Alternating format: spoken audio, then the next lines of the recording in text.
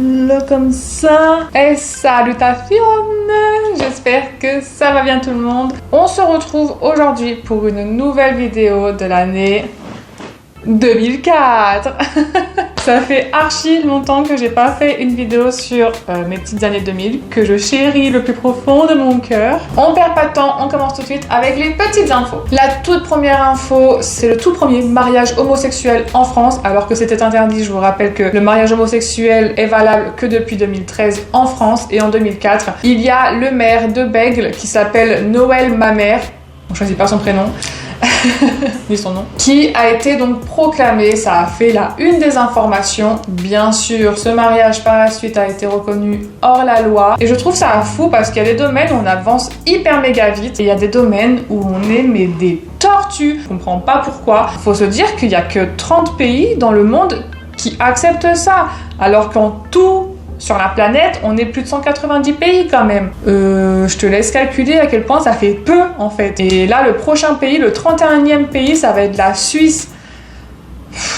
Les gens sont lents. Le 14 décembre 2004, c'est l'inauguration du viaduc de Millau. Il a mis 3 ans de construction et il est enfin inauguré. Et il faut savoir que c'est le pont routier le plus haut du monde. Who knows that? Bon, peut-être que après je suis pas très cultivée dans l'ensemble, donc peut-être qu'il y a que moi qui savais pas. Mais ouais, le pylône, et ben ça en fait le pont le plus long du monde. Le plus haut, pardon, le plus haut. Ça a été le plus long, mais il a été détrôné par un pont japonais en 2013. Et voilà, c'est la petite info insolite de savoir que il a été fini en 2004 et qu'en plus de ça, c'est le plus haut du monde. Je suis sûre qu'il y a des gens qui ne savaient pas ça. On passe au domaine de la technologie. Et attention, qui c'est qui arrive en 2004? Facebook. Youpi! Non, en vrai, Facebook, c'est hyper génial, surtout pour l'époque, ça a tellement révolutionné... J'arrive pas à parler! Ça a tellement révolutionné tellement de choses, le premier réseau social à l'époque. Mais il faut savoir qu'en 2004, à l'époque, il s'appelait The Facebook et il était totalement réservé seulement pour les étudiants de Harvard, là où étudiait Mark Zuckerberg. Et il ressemblait pas vraiment à ce qu'on a connu nous. Non. Et il faut savoir qu'en une journée, il y a eu plus de 1200 étudiants qui étaient déjà inscrits sur son site. Et une autre chose dont on ne se passe plus aujourd'hui, c'est l'apparition de Google Maps. Alors en 2004, ça n'apparaît que aux États-Unis et au Canada, en gros l'Amérique du Nord. Ça arrivera l'an prochain en Europe, en France, etc., etc. Et pareil, Google Maps, faut se dire que le Street View là et les images en 360, faut quand même attendre jusqu'en 2007. Alors ça va, ça date maintenant, mais c'est fou, non? Et au niveau de la sortie des téléphones, c'est le Motorola RAZR V3, lui. Et en fait, dis-toi que cette chose-là est le téléphone le plus vendu au monde. Et à l'époque, il était aussi le plus fin au monde quand tu regardes de profil. Bon, je te parle d'un truc que pas tout le monde peut savoir forcément, mais tu sais, t'avais les téléphones et les touches étaient un peu bombées. Et là, c'était le premier téléphone où c'était tout plat. Et du coup, ça faisait tout fin. Bref. C'est logique. Au niveau de la télévision, il se passe beaucoup trop de choses. Tu vas très vite comprendre ce que je dis. Je vais commencer par les bonnes nouvelles ou les mauvaises? Je vais commencer par la nouvelle. C'est Grégory Le Marchal qui remporte la Star Academy 4. Ce petit ange qui est au ciel, qui a marqué vraiment la France, je pense, à l'époque. Et il a fait vraiment connaître la maladie tuberculose. Je vais passer aux choses sérieuses et après je reprendrai un petit peu de positif. Mais il y a 3 émissions qui s'arrêtent en 2004. Sans les mouchoirs. Est-ce que j'en fais trop? C'est la dernière émission de C'est mon choix. Mais à l'époque, dans les années 2000, c'était THE émission à regarder avec... C'était vraiment pas pareil, quoi. C'était plus intense et puis les gens passaient à la télévision sans avoir Instagram ou Snapchat ou TikTok, etc. Ils venaient vraiment témoigner sur des réelles choses. C'était pas je viens faire le buzz, bonjour, regardez-moi, voici mon Instagram. Non, c'est pas du tout ça. Je trouve ça trop triste parce que j'ai trop des souvenirs de cette émission à l'ancienne, tu vois. Le 23 juillet aussi, c'est la dernière émission du Big Deal présentée par Vincent Lagaffe. Et ça aussi, mine de rien, ça a quand même bercé notre jeunesse, même si aujourd'hui, voilà, on vit sans, hein, y a pas de souci, mais je trouve que ça fait quelque chose, ça fait quelque chose. Mais surtout, et là, le monde a pleuré, littéralement, je pense. De toute façon, parce que déjà, moi, quand je regarde le dernier épisode de cette série, je chiale ma race. Tu vas très vite comprendre, c'est le 6 mai. C'est le dernier épisode de Friends. Oui, je retiens mes larmes. Est-ce qu'on peut vraiment continuer là-dessus ou on arrête tout maintenant? Je sais pas. Bon, heureusement maintenant, c'est sur Netflix. Et en plus de ça, la réunion qu'ils ont faite, elle était, moi, je trouve incroyable, vraiment. Ça fait trop du bien de les revoir. Bon, mais il y a des choses qui s'arrêtent et il y a des choses qui commencent. Et les séries qui débarquent à la télé, je vais le dire très rapidement. Alors déjà, il y a le Winx Club, trop bien. Je pensais pas que c'était aussi vieux pour le coup, le Winx Club, mais peut-être que je vois pas passer les années aussi. C'est fort possible. Et je sais pas si tu savais, mais la série est italienne. Mais après, quand tu vois les prénoms, etc., genre Stella, Tecna, Bella, non, comment elle s'appelle, Flora, tu réalises qu'en fait, ça se tient en fait. Tu vois. Et il y a aussi les débuts de NCIS, Dr House. J'étais trop fan de cette série avec ma mère et ma soeur, on regardait tout le temps, c'était truc de ouf. Il y a aussi le commencement de Desperate Housewives. Attends, qu'est-ce que j'ai dit là? Desperate Housewives. How you say it? Desperate Housewives. Okay, I was almost that, no? Desperate Housewives. Fuck you, man. Bon, t'as compris ce que j'ai voulu dire. Et Pimp My Ride, et ça, présenté avec Exhibit. Qui connaît cette putain de série? Enfin, c'est pas une série, c'est des gens qui pimpent leur carte, tu vois. Et ça avait trop du flow. Et je sais que Ramsey l'avait fait à version française, mais bon, c'était cool. Mais les Américains, ils sont trop forts pour ce genre de choses. Je suis désolée.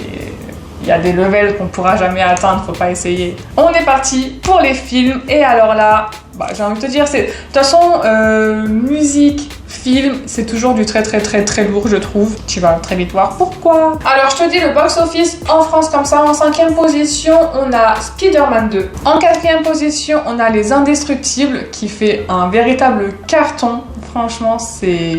Les Indestructibles, c'est vraiment trop bien. Bon, après, si je parle de dessins animés, ils sont tous trop bien. Donc, je vais m'arrêter là. En 3e position, on a Harry Potter 3. Et pourquoi il est qu'en 3e position, excusez-moi.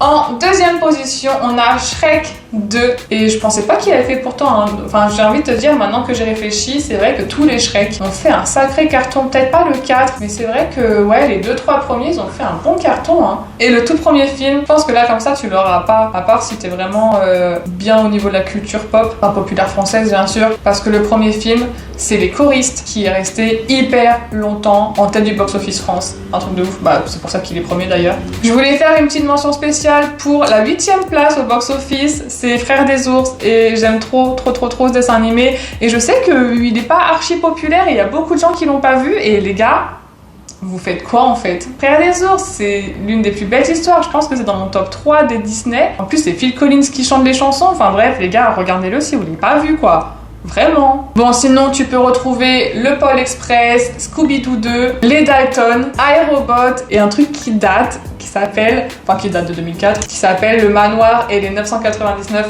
fantômes. Si tu vois de quoi je parle, mets un pouce bleu. Et juste au niveau des cérémonies des Oscars, là comme ça, je voulais juste faire un petit... Je te la fais simple. Hein. Le Seigneur des Anneaux et le Retour du Roi. Il est nominé 11 fois. Il a eu les 11 récompenses. Cherche pas. Franchement, chapeau, parce que, je veux dire, faut le faire, mais qui suis-je pour parler? Mon Dieu, allez, passons à la musique. En France, ce sont les premiers succès de Matt Pokora et d'Amel Bent. À l'international, on a également les premiers succès de Gwen Stefani.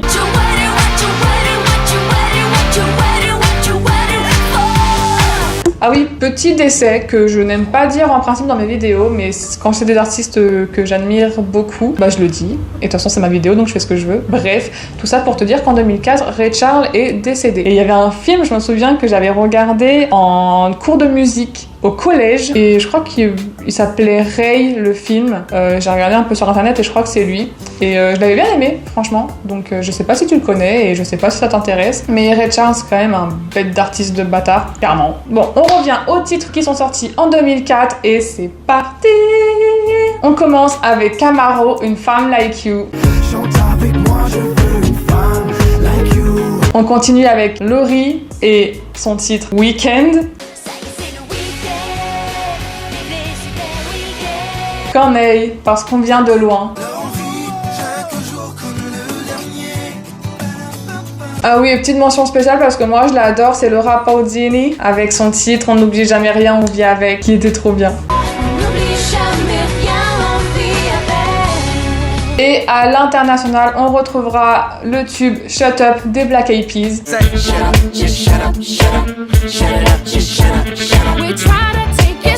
The Rasmus in the Shadow.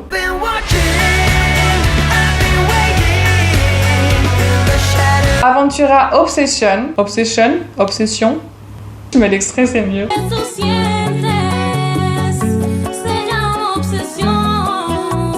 Usher avec son tube Yeah, yeah, yeah. Oh, mais faut vraiment que j'arrête de chanter, c'est pas possible.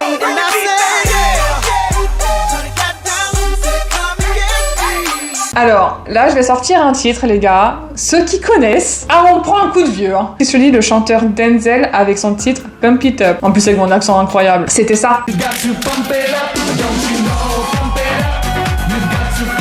Et on finira avec la queen des années 2000, Britney Spears, avec son titre Toxique.